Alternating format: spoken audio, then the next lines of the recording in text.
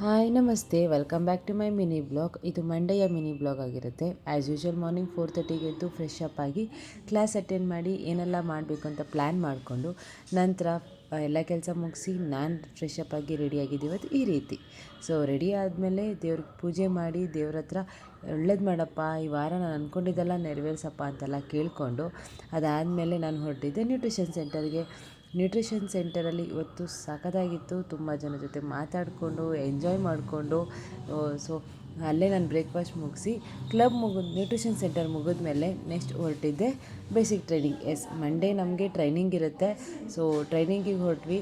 So ಟ್ರೈನಿಂಗಲ್ಲಿ ತುಂಬ ಕಲಿಯೋಕ್ಕೆ ಸಿಕ್ತು, ತುಂಬ ರೆಕಗ್ನೈಸೇಷನ್ ಇತ್ತು ಇವತ್ತು. ಸೊ ನೆಕ್ಸ್ಟ್ ಏನೆಲ್ಲ ಕೆಲಸ ಮಾಡಬೇಕು ಅನ್ನೋದು ಐಡಿಯಾ ಸಿಕ್ಕಿದೆ. ಸೊ ಅದ್ರ ಮೇಲೆ ಇನ್ಮೇಲೆ ವರ್ಕ್ ಮಾಡಬೇಕು. ಸೊ ಸಖತ್ತು ಖುಷಿ ಆಯಿತು, ನಮಗೂ ರೆಕಗ್ನೈಸೇಷನ್ ಇತ್ತು ಇವತ್ತು. ಸೊ ಎಂಜಾಯ್ ಮಾಡಿದ್ವಿ. ಇದಾಗಿತ್ತು ಇವತ್ತಿನ ಬ್ಲಾಗ್. ಮತ್ತೆ ನಾಳೆ ಸಿಗ್ತೀನಿ. ಅಲ್ಲಿವರೆಗೂ ಬಾಯ್ ಬಾಯ್.